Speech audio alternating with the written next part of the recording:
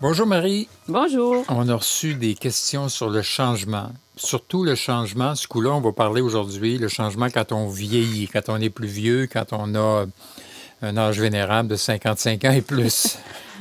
Bon, on a reçu des questions du genre comment savoir qu'on est mûr pour faire un changement de vie?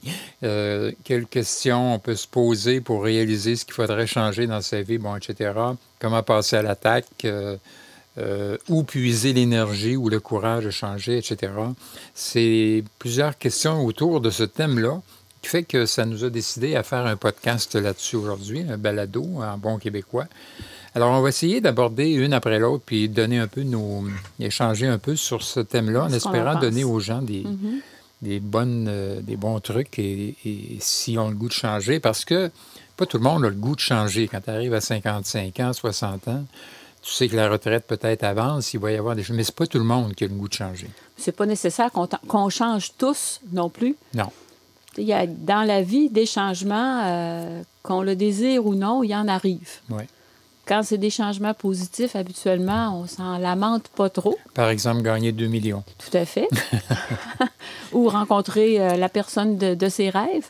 Mais quand c'est des changements plus négatifs, comme l'annonce d'une maladie, un deuil, un accident, un congédiement, on est pris pour faire avec et trouver en soi ou ailleurs là, les outils pour faire face à ça.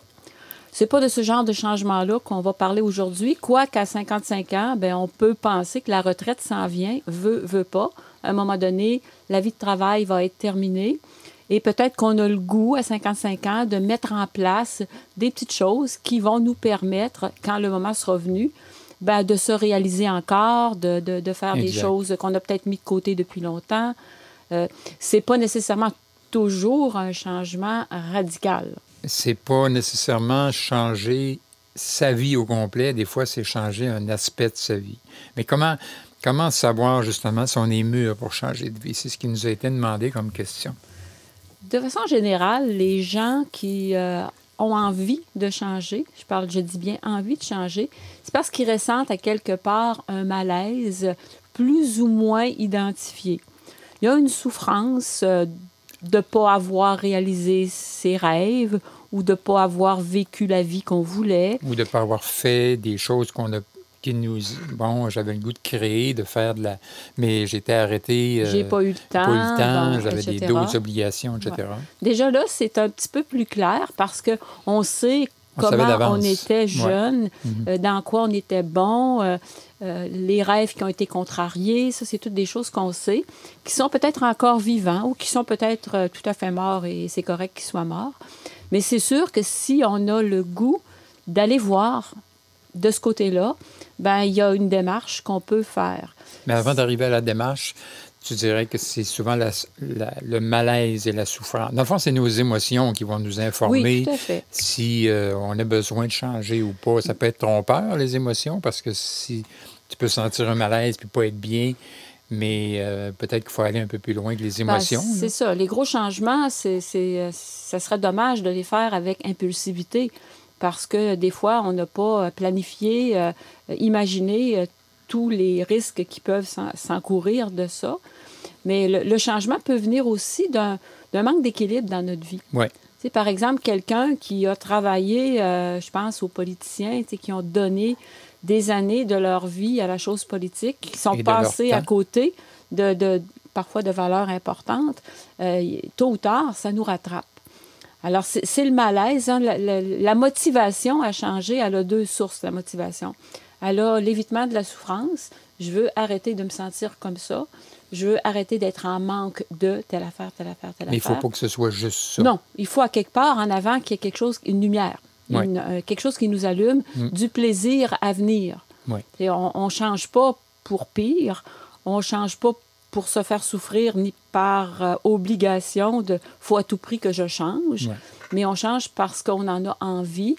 Et c'est pas mauvais, la souffrance. La souffrance même, on dit des fois dans nos conférences qu'il faut comme l'exagérer avec l'imagination, en se disant des phrases, par exemple, dans 10 ans, dans 20 ans, si j'ai rien fait, comment je vais me sentir? Oui, exact. Alors ça peut nous allumer un peu. On y arrivera la tantôt, motivation, un peu comment passer à l'attaque. Puis c'est pas nécessaire de changer toute sa vie. Ce matin, tu me lisais dans le journal l'histoire d'un couple qui avait décidé à sa retraite de tout vendre et de partir refaire leur vie complètement au Portugal. Alors, l'adaptation ne s'est vraiment pas passée comme ils voulaient, à tel point qu'il y a comme un redésir de retour en arrière. Si on peut éviter ça, ça serait mieux après avoir déployé tant d'énergie pour changer. Alors, on pourrait résumer en disant, bon, un déséquilibre. Des fois, le déséquilibre, les gens disent, ouais, mais c'est quoi? On pourrait dire peut-être qu'on a tous des besoins de base. Tout le monde, on a les mêmes besoins. On le répète souvent, hein? Besoin de confort, d'avoir une certaine routine, besoin de nouveauté, besoin de valorisation ou en tout cas de reconnaissance qu'on a souvent dans le travail. Hein? Pour plusieurs personnes, le travail n'est pas nécessairement une source de valorisation, mais pour plusieurs, quand tu arrives à la fin, tu te dis, ben je perds ça. Besoin de communiquer, besoin de contribuer, besoin de sens. Ça résume brièvement les besoins. Alors, le besoin de changer, il peut venir quand tu réalises qu'il y a des besoins qui ne sont pas satisfaits chez toi. Ou qui sont trop satisfaits, genre trop de confort, trop de routine, trop de... J'ai trop de confort, mais j'ai pas assez de nouveautés dans ma vie. J'ai pas assez de... Ça peut être aussi le besoin de contribuer. Hein, des gens, ça peut être la source du besoin.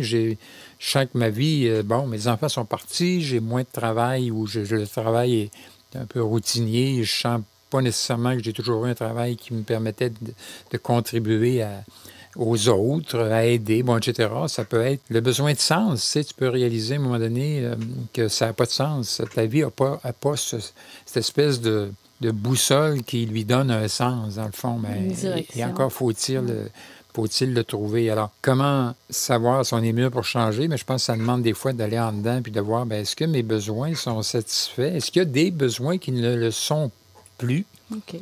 Pour certaines personnes, je pense que c'est clair déjà au départ, là, lequel besoin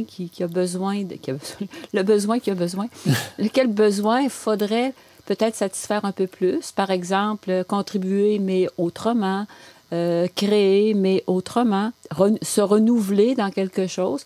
Pour d'autres, c'est tout à fait tout mélangé. Et c'est là qu'il va falloir s'asseoir. Et oui, il y a un malaise, mais c'est un malaise indéfini, diffus, qui va dans toutes les directions et qui me fait un peu paniquer. Puis je vais changer n'importe comment dans toutes les directions. C'est comme une fuite en avant. Oui, c'est ça. Alors, ça se fait pas sans préparation, c'est évident. Alors, on nous demande quelles questions se poser pour réaliser ce qu'il faudrait changer dans sa vie. Moi, c'est drôle, il y en a une qui me vient spontanément, c'est est-ce que je suis heureux? C'est une très bonne question. Puis là, tu vas dire, c'est quoi être heureux? On le sent quelque part. Est-ce que je suis heureux? On ne peut pas être heureux tout le temps, mais de façon générale, est-ce que je peux dire que je suis heureux? Ou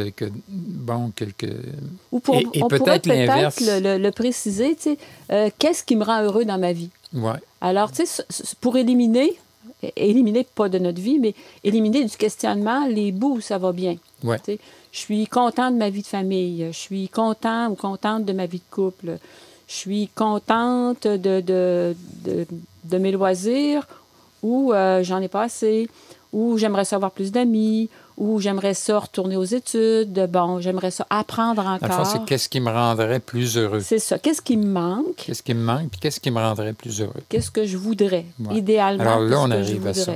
Ça, c'est une bonne question. Ouais. Qu'est-ce que je veux? Oui. Alors, qu'est-ce que je veux? C'est mes insatisfactions qui vont me le dire, dans le fond. Mes insatisfactions sont le moteur, d'une certaine façon, mais OK, c'est bien beau dire je m'ennuie, mais c'est quoi tu veux? Okay. Alors, c'est ça la question. Il y a une bonne question, je trouve aussi, c'est qu'est-ce que je veux avoir réalisé dans ma vie, moi? Des fois, c'est pas fou de se demander cette question-là en se disant... Qu'est-ce que je voudrais qu'on se rappelle de moi? Par exemple, ou des fois, tu dis, on se rappellera probablement jamais de moi après une couple de générations quand je vais être parti, là. Mais qu'est-ce que j'aimerais avoir réalisé? Je suis rendu à Pour être 50 fier, ans. pour être fier de moi. Pour être content, pour Ouais. sentir que j'ai contribué. Bon, ça, on revient un peu aux besoins, mais je pense que c'est une bonne question. Puis qu'est-ce qui pourrait nuancer cette question-là encore plus? Ça serait de se demander, à partir de mes valeurs personnelles, c'est Oui. quoi mes valeurs? Exact. Les valeurs, c'est le plus grand moteur d'action qui existe chez une personne. Même inconsciemment, nos choix sont souvent motivés par nos valeurs. Exact. Alors, la question, c'est, est-ce que ma hiérarchie de valeurs a besoin d'être modifiée? Est-ce qu'il y a une valeur plus élevée Oui. qui empêche une autre valeur, dans le fond? Parce qu'à choisir entre partir à l'aventure et préserver un peu mon confort, si préserver mon confort est la plus grande valeur, ça va être difficile de Oui. partir à l'aventure. Puis, tu sais, il y a des valeurs aussi en vieillissant, on parle de 55 ans, qui forcément vont changer de place dans la hiérarchie. Par exemple, le dévouement 24 heures sur 24 à ses enfants. Une fois ces enfants adultes, mariés, qui ont eux-mêmes des enfants, le grand-parent n'a pas besoin de consacrer 24 heures par jour aux soins des enfants. Alors, cette valeur-là peut être déplacée dans l'échelle de valeurs pour permettre d'en faire émerger une autre. Exact. Alors, ça aussi, ça nous aide parce que quand on respecte nos valeurs, on n'est jamais déçu du résultat. Au contraire. Quelle valeur tu dirais que ça prend pour changer vraiment un aspect important de sa vie quand on vieillit? La valeur du sens, pour moi, c'est la principale. Oui. Tu sais, parce que quand on prend notre retraite aujourd'hui, il y a été une époque, on la prenait même à 55 ans, une époque qui n'est pas si lointaine. Mais quand on prend notre retraite, on a peut-être encore 30 ans de vie devant nous. 30 ans de vie en santé devant nous. Alors, est-ce qu'on va faire des plaies de divan en regardant des soaps à la télévision? Ça, c'est pas très, ça fait pas beaucoup de sens pour moi. Ouais. Alors, comment, avec l'âge que j'ai, avec la santé que j'ai, avec les moyens financiers que j'ai, que je peux introduire quelque chose de nouveau dans ma vie qui va être bon pour moi, qui va avoir du sens pour moi. puis comment je vais être capable aussi de résister à tous ceux qui vont me décourager de le faire. Ouais. On va en reparler. Là. Tantôt. Ça fait partie un peu des freins, des fois, qu'on va se mettre ou qu'on va se laisser mettre. Finalement, les valeurs, c'est mes moteurs. C'est les choses qui font que quand ces valeurs-là sont respectées, je suis bien, je suis heureux. Tout à fait. C'est ça. Tout à fait. Alors, si j'ai la valeur... Alors, les gens qui ont fait un métier toute leur vie de contribution, qui ont... Moi, je pourrais parler de moi, là, tu sais, Ben oui, pourquoi facilement là-dedans, quand j'ai donné des conférences, des formations un peu partout, puis toi aussi, toute une grande partie de ma vie, de ma carrière. On a et ça donnait, ça répondait à beaucoup de besoins de reconnaissance, de contribuer, besoin d'aider, etc. Quand tu arrives, tu dis, OK, je décide d'arrêter ça pour différentes raisons, je veux passer à autre chose. Bien, ce besoin de contribuer-là, il est encore là. Tu sais, alors, finalement, comment tu vas le satisfaire maintenant? Et le changement que tu vas faire, il ne faut pas que ce soit juste, je suis tanné, il faut que tu aies le goût de passer vers autre chose. Alors, peut-être la question, une bonne question aussi qu'on pourrait se poser, c'est quoi mes vraies motivations, finalement, à le faire? Si j'ai contribué avec un fusil dans le dos, c'est pas la même chose. Exact. Mais beaucoup de gens, à la retraite, se tournent vers le bénévolat, par exemple. Exact. Bon, le bénévolat, c'est vaste, hein? Est-ce que je suis mieux d'aller aider des gens que j'aime? Je ne parle pas nécessairement de la famille, là, mais avec une problématique d'aide qui me rejoint, plutôt que, je ne sais pas, moi, d'aller assister des mourants alors que c'est pas ça que je veux faire, là. Alors, il y a un choix, là aussi. Si je veux faire du bénévolat, si je veux faire des arts, si je veux voyager, si je veux retourner aux études, pourquoi pas?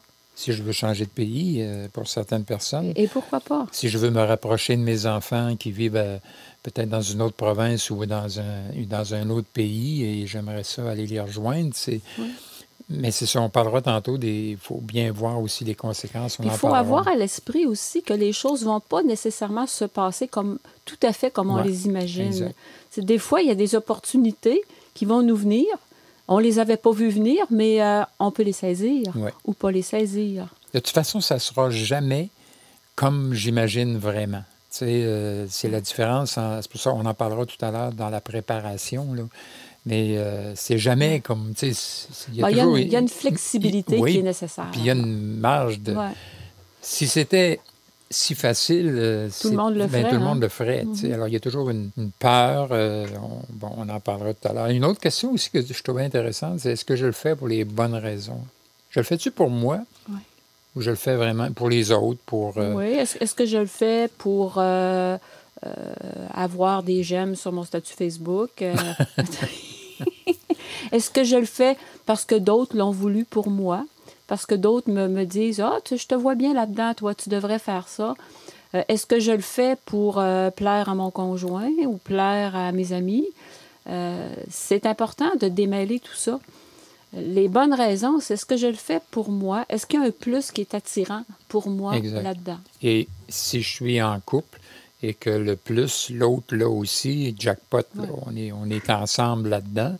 Et j'imagine que quand tu es en couple depuis un certain temps avec quelqu'un, mais c'est parce que les valeurs se ressemblent. S'ils ne se ressemblent pas, peut-être que le changement que tu as le goût de faire, du malaise en vieillissant, ce sera peut-être de te séparer. Tu sais, ça arrive. Bien là, c'est sûr que s'il y a une résistance énorme de la part du conjoint ou de la conjointe, ça peut remettre en question le choix. Mais les choses devraient toujours se faire dans l'harmonie aussi. C'est pas nécessaire de tourner le dos 100% à une situation tout d'un coup. Ça se prépare un changement, ça s'initie un changement. On peut revenir en arrière, on peut le faire à l'essai au début, puis revenir en arrière si ça ne fait pas. Dans le fond, on est libre, tout à fait libre. On ne l'était pas quand on était enfant ou adolescent, par exemple, par rapport à l'école ou les choix vocationnels, bon, etc. Mais liberté, on disait liberté 55 ou liberté 60 ou liberté n'importe quel âge, c'est ça qui est merveilleux, c'est que à la retraite, on choisit les obligations qu'on veut. Et la plupart des gens vont en prendre le moins possible. On peut être libre. C'est sûr, ça prend un minimum de moyens financiers, etc., etc. Là. Mais tu as des gens qui, rendus à cet âge-là, vont dire, ben moi, c'est un changement professionnel que je veux faire. J'ai toujours travaillé pour d'autres. J'ai le goût de partir à mon compte, d'être consultant, répondre à des clients, puis d'être un solo-entrepreneur, tu sais, comme on dit en anglais. D'autant plus qu'à cet âge-là, on a l'expertise nécessaire. Là, on a beaucoup, beaucoup d'expérience. Et là, tu as toutes les réticences. Bon, c'est sûr que partir d'un emploi qui était payé, assurance, que je rentre, je suis malade ou pas, ça ne change rien. Là, quand tu veux partir de ton entreprise, mais ça demande un peu plus de jus de bavard. Les pires ennemis dans ces cas-là, c'est une insécurité maladive puis une rigidité compulsive. OK. Ça prend de la souplesse, ça prend une capacité de vivre momentanément des moments... plus interrogeant, là, mais c'est sûr que les gens... plus difficile. Oui. Carrément. Oh, oui, il y a rien... Même les choix les plus heureux, avoir un enfant, on sait qu'avoir un enfant, il va y avoir des difficultés, il va y avoir des nuits blanches, il va y avoir des rhumes, il va y avoir des maladies, bon, etc. Mais il y a plus de moments positifs que de moments négatifs. En tout cas, tu souhaites, c'est clair. Oui. Et contrairement à un enfant où il y a beaucoup de choses qui dépendent pas tant que ça de nous, son tempérament, bon, etc. Tu sais, l'enfant, il évolue un peu malgré nous, je dirais, d'une certaine façon. Quand tu décides de faire des changements à 55 ans et plus, bien, c'est des changements qui vont dans des zones qui sont plus sous ton contrôle. Mais c'est clair qu'il y a des affaires qui vont nous échapper. Qui implique moins de personnes aussi. Ouais, changer de pays quand tu as 5 enfants à la maison, c'est pas pareil que changer de pays quand tu as juste un conjoint qui veut partir avec toi. Là. Exact. Alors, si on arrivait à la question, maintenant, bon, les questions à se poser, on les a vues. Comment est-ce qu'on passe à l'attaque? Alors, c'est quoi les étapes à prévoir? Je pense que, moi ma réflexion là-dessus, c'est qu'il faut vraiment savoir qu'est-ce qu'on veut, le plus précis possible. Mais je pense que souvent, c'est se donner, bon, OK, je veux vivre à l'étranger. Mettons, c'est l'espèce d'objectif général que je me donne. J'aimerais ça vivre l'expérience d'être à l'étranger. Ou j'aimerais ça partir à mon compte. OK, ça, c'est l'espèce d'objectif général. Et je pense que c'est important de l'avoir. C'est la direction. Je veux aller en Grèce. OK? Après ça, c'est d'essayer de trouver des moyens spécifiques que je vais prendre. Alors, qui vont préciser ma direction, qui vont préciser vraiment ce que je veux faire. Il faut que je lise, il faut que je me documente, il faut que j'essaie d'aller chercher de l'information parce que c'est grand, la Grèce, puis c'est gros. Partir à mon compte, c'est gros aussi, me séparer. Tu comprends? Alors, c'est me documenter, essayer, dans le fond, le plus possible, même s'il y a plein d'affaires que je ne suis pas capable de savoir qu'est-ce que ça va être. Alors, de savoir un peu, c'est quoi qui m'attend? C'est bon. Planifier, planifier les moyens, mais aussi planifier dans le temps. puis se donner un temps réaliste aussi.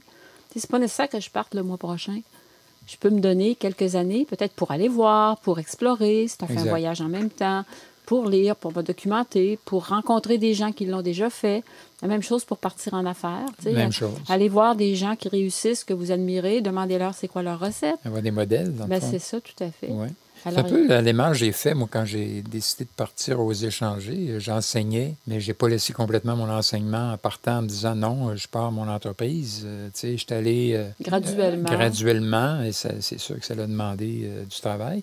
Mais l'avantage à la retraite, c'est que tu peux peut-être justement laisser un emploi, laisser quelque chose. Tu peux le faire, tu as une rente. C'est un changement harmonieux. Oui, exact. C'est harmonieux qui n'a pas dérangé trop les choses, que peut-être financièrement, il y a eu des années un petit peu moins lucratives, mais il y en a eu de beaucoup plus lucratives par la suite. Mais on n'était jamais avec rien devant nous. Exact. T'sais, alors, c'est ça l'harmonie. C'est sûr que si on a 60 ans, puis on se dit, mon Dieu, il me reste peut-être rien que 10 ans à vivre, puis on se met à capoter. Hey, tu dis, moi, je veux retrouver l'amour que j'ai eu quand j'étais enfant.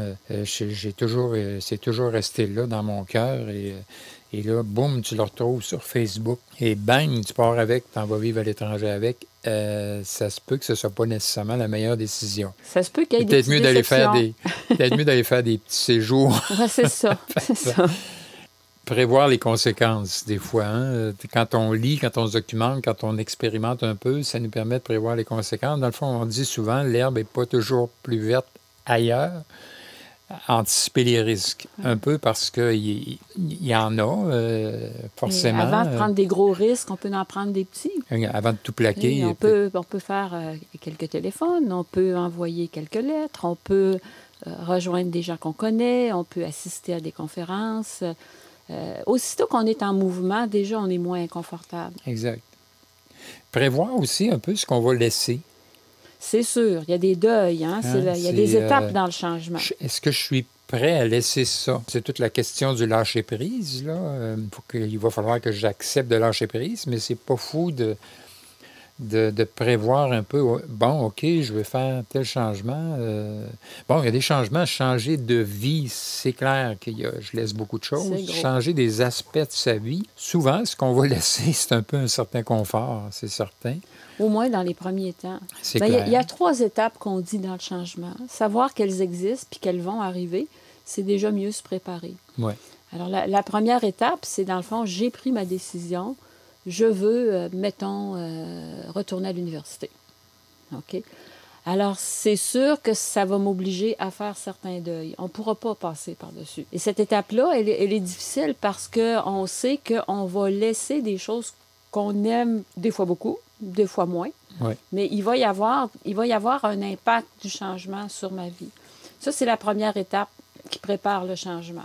Jusqu'au saut. Quand on fait le saut, ça ne veut pas dire qu'on est content tout de suite non plus. Parce que là, on sait ce qu'il y a en arrière, on sait ce qu'il y a en avant. À peu près, en tout cas. Théoriquement, ce qu'il y a en avant. Oui, mais tu sais, les choses ne sont pas encore coulées dans le béton, Non. Les choses ne sont pas encore sûres. Il y a des aspects qu'on ne connaît pas, on va le savoir juste plus tard. Alors, on est comme assis entre 2 chaises à un moment donné. Et on est beaucoup tenté, des fois, par sécurité, de revenir en arrière. On est beaucoup tenté, parce qu'on est rendu assez loin dans notre processus, de continuer vers en avant. Mais on est inconfortable. Oui. Mais on est déjà rendu plus loin que le deuil. Le deuil est fait. Oui. Et il y a l'après qui fait qu'on est ailleurs. On peut évaluer. On réatteint un équilibre qui est probablement, on le souhaite, plus confortable que ce qu'on a laissé, puis qui va le devenir de plus en plus aussi. Mais les inconvénients ou pas les erreurs de parcours, il peut y en avoir aussi. L'insécurité, je pense, de la nouveauté, oui. L'anxiété de ne pas savoir c'est quoi, normalement rendu à cette étape-là, c'est derrière c'est passé, soi. mais ce que je veux dire, c'est que ça ne veut pas dire que ça va être le calme plat tout le temps. Là. Il peut y avoir aussi des imprévus, il peut y avoir aussi... La vie en est faite.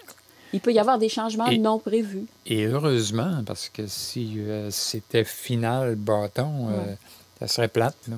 Mais c'est sûr qu'un changement... Prenons l'exemple du voyage. Ah, OK, mon rêve, c'est vraiment la Grèce. Là. Mais je rêve de ça. OK, je pars là. Aller vivre sur une île. Tu sais. Ça se peut que tu ailles faire un séjour avant, puis que tu réalises que la barrière de la langue est vraiment t'oblige à rester chez vous, puis qu'il y a un inconfort. Une style française, peut-être. Exact. Fait que, ou que la vie sur une île, tu comprends, tu vois. Et heureusement, parce que c'est ça la vie, dans le fond, c'est que tu essayes des affaires. Oui, c'est le fun. Non, pas tout à fait. Mais c'est pas un échec. Ben non, c'est pas un échec. C'est un ajustement tout le temps. Oui, c'est ça. C'est une occasion. Et c'est une façon de grandir. On disait aussi avoir des croyances qui nous supportent. Croyances, c'est toujours quelque chose dont on parlait des valeurs tantôt, mais les croyances, c'est des idées qu'on se répète, qui, à force de les répéter, on finit par les croire. Par exemple, j'ai pas ce qu'il faut. Mais ça, c'est des croyances pas aidantes. Oui, ça, c'est pas aidant. Tu sais, bon, à mon âge, on fait plus de changements comme ça. Il y a un âge pour apprendre. Il y a un âge pour apprendre, je serais pas capable, bon, etc. Je dirais que c'est culturellement, je dirais que les bébés boomers, on a tellement fait de choses et que souvent, à notre âge ou à 55 ans et plus, les bébés boomers vont probablement faire beaucoup de pas tous, mais faire beaucoup de changements parce qu'ils ont appris à le faire, ils ont expérimenté, puis ils ont réalisé que la vie, c'est un peu ça. C'est intéressant parce que c'est dans ce bagage-là qu'on va puiser les croyances aidantes. Exact. Je l'ai déjà fait, donc j'ai les capacités. J'ai déjà fait des changements dans ma vie, j'ai eu des succès. Je suis capable de répéter ça. Oui. J'ai ce qu'il faut. On peut apprendre à tout âge, on peut se développer tous les jours. C'est ce genre de croyances-là qu'il faut se remémorer puis se puiser dans notre bagage. On a les outils, on l'a déjà fait. T'sais, les gens qui veulent aider, si tu crois que ta contribution, écoute, dans la mer du monde entier, ça ne change pas grand-chose. Je ne suis pas sûr que tu vas avoir le goût d'aider, mais si tu dis, ben je vais faire une différence à ma façon, c'est une croyance aidante. Tout à fait. À quelque part, il faut comme aussi, à un moment donné, je dirais dans les étapes, il faut comme arrêter de lire, arrêter de se préparer, puis... foncer, prendre le risque, oser. Ouais. Alors, où est-ce qu'on puise l'énergie? C'est une question qu'il nous a demandé. Où est-ce qu'on va puiser le courage de changer? Moi, j'ai vu une phrase, c'est Euripide, qui n'est pas un bonhomme que je lis à tous les jours, mais qui est un philosophe, qui disait « Le courage n'est rien sans la réflexion ». Alors, ça sous-entend, regarde, il faut qu'avant que tu partes puis que tu casses tout, que tu réfléchisses avant. Alors, c'est toute la préparation. À un moment donné, il faut comme... Il faut arrêter de réfléchir. Oui, il faut comme passer à l'action. Il faut arrêter de procrastiner. J'aime pas le terme, mais c'est ça. Il ne faut pas attendre que tout soit parfait. Je pense qu'il y a ça qui retient beaucoup de gens aussi. Ouais. Tu sais, non, mais pas tout à fait ce qu'il faut encore. La situation n'est pas idéale. La situation n'est pas idéale. Je ne suis pas prêt à 100 %. Je pense que quand on a fait tout le travail de préparation, si on se demande si on est encore prêt, moi, je dirais qu'on est probablement prêt à 95 % Si tu n'as pas fait de préparation, si tu ne te connais pas, bien, regarde, c'est une bonne question à te poser. Là. Et puis, on dit aussi le courage n'a pas d'âge, là, mais c'est s'engager à un moment donné. Ouais. Ça demande de décider. On dit... Aussi, prenons des changements moins grands. Quelqu'un décide de... On va faire comme toi tantôt, je vais prendre un exemple personnel. Quelqu'un décide de prendre des cours de peinture ou des cours d'aquarelle. Il ne faut pas s'attendre à être Wayne Gretzky la première journée. Dans un changement comme ça, il faut accepter qu'il y a une période où tu es débutant, une période où tu t'améliores. Il y a des plateaux où ça a l'air bloqué, puis à un moment donné, il arrive une étape où est-ce que tu fais vraiment ce que tu veux, puis tu atteins ton but. En musique, c'est la même chose. Quelqu'un qui prend un cours de piano peut commencer des cours de musique à n'importe quel âge. Mais je suis en train de commencer des cours de guitare. Il faut accepter d'être débutant. Il ne faut pas se taper sa tête à la moindre difficulté. C'est des façons de faire ça, mais il faut vraiment entretenir le feu à l'intérieur et y croire pour continuer. Ne pas se laisser décourager par ce qui ressemble à je compare mes œuvres à celles que mon prof fait quand on a une démonstration. Je me dis, je suis loin. Hein? On est loin du but. C'est un peu comme la poterie aussi. On prend des exemples là, mais je dirais que c'est un peu tout ça. La poterie est un bel exemple parce que la poterie, tu as une motte de terre qui est indifférenciée. Mais là, tu apprends à la centrer. Bon, une fois qu'elle est centrée, tu apprends à la lever avec des petites affaires. Tu es en train de la modeler. Et c'est un peu ça, les changements qu'on va faire. Je sais où je vais aller, j'ai pris de l'information, je sais que c'est ça que je veux faire, mais il va falloir que je modèle tout ça à mesure, puis que des fois, j'accepte, comme tu disais, que ma motte, quand je la lève, elle s'affaisse, mais c'est ça, c'est apprendre à mesure tout. Ça ne sera pas toujours un tapis de rose devant nous. Non. Là. Alors que quelqu'un qui fait un changement qui est un peu, je dirais professionnellement, qui est un peu une suite, un peu de ce qu'il a fait toute sa vie, tu sais, qui n'est pas un changement drastique, c'est peut-être plus facile parce que tu as beaucoup Ouais. d'acquis. Je veux être consultant, mais mon métier toute ma vie, ça a Ouais. été de travailler auprès de, bon, je sais pas moi, de clients ou d'entreprises, sauf que je le faisais pour d'autres. Il y a du nouveau, mais il y a quand même des Oui, habiletés. mais on peut le visualiser en imaginant deux cercles qui sont partiellement un par-dessus l'autre. Il y a une partie centrale là, qui ressemble à un ballon de football qui est commun aux deux cercles. Ouais, Alors ça, c'est ma base. ouais. Alors, on ne peut pas m'enlever ma compétence. Elle est là. T'sais. Il y a juste un aspect que je ne connais pas encore. Il y a une part d'inconnu dans lequel je vais apprendre. Je peux aller chercher de l'aide si c'est des apprentissages qui sont essentiels, genre avoir quelqu'un qui est bon en affaires si j'ai jamais administré un budget. Alors, c'est très faisable, malgré l'insécurité que ça peut générer parfois là, chez la personne ou chez les gens qui l'entourent. Là. Exact. Ouais.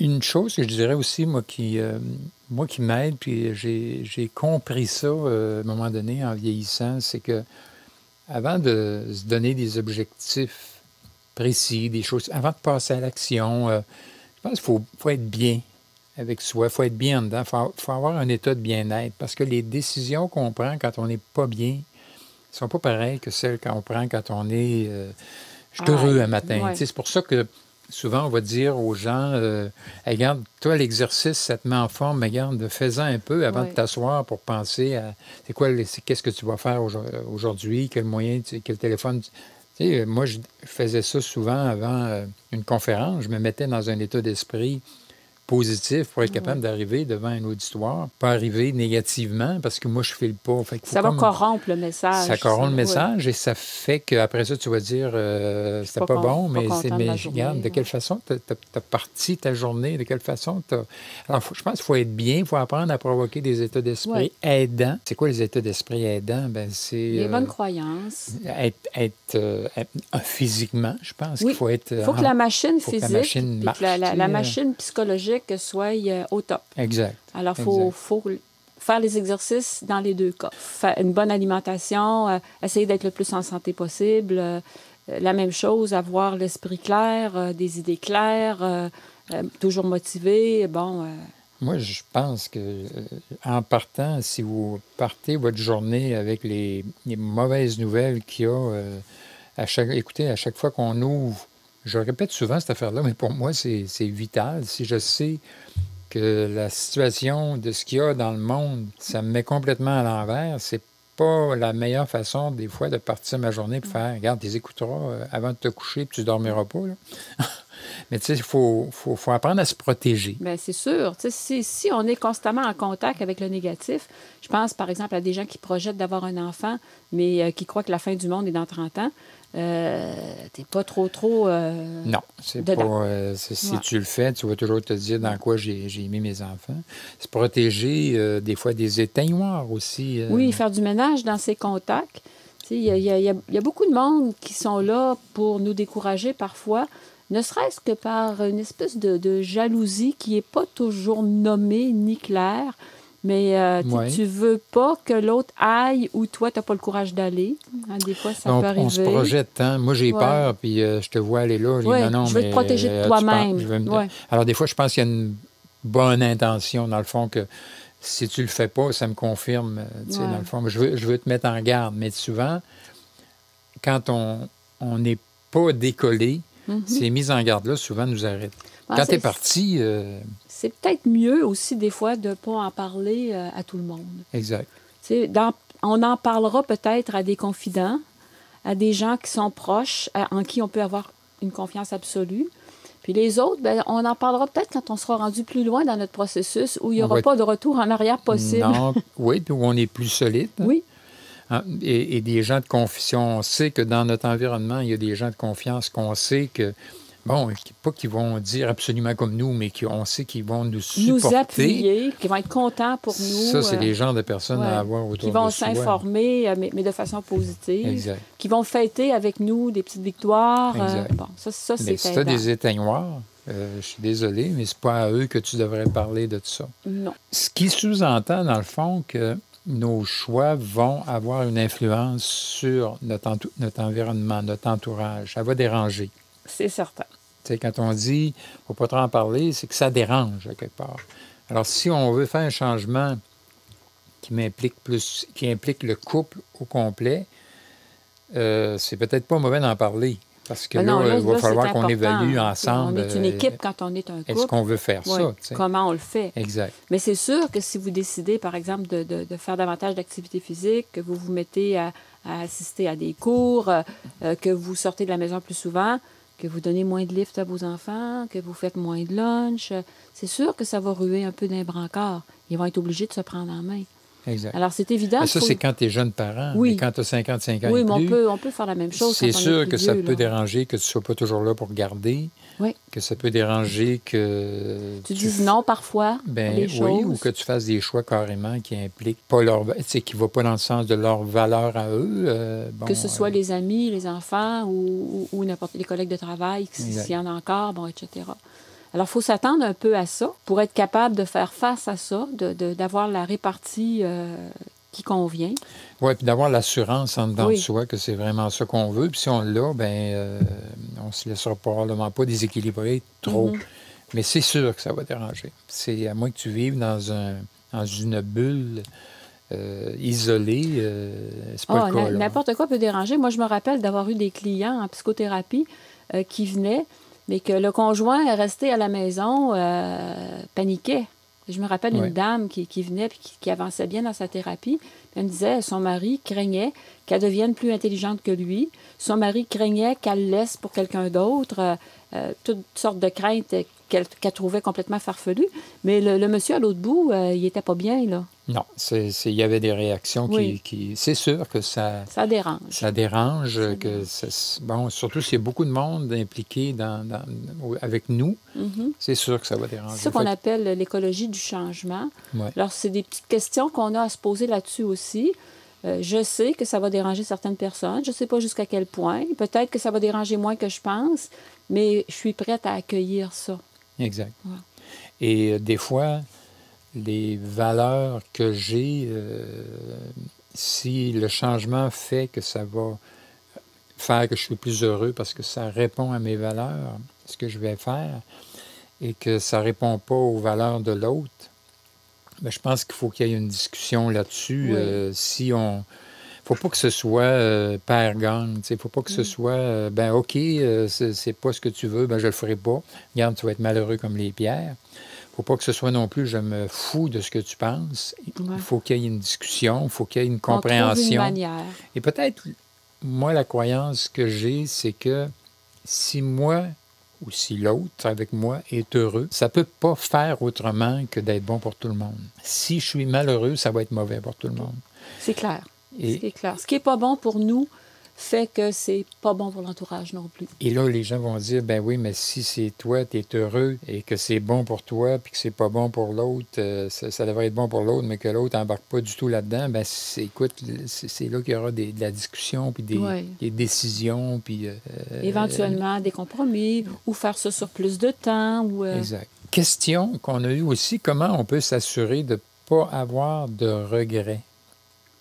Ou de ne pas se créer de nouvelles insatisfactions. Moi, je pense que c'est impossible. Mais mieux on est préparé, plus les chances sont grandes qu'il n'y ait pas de regrets. Oui.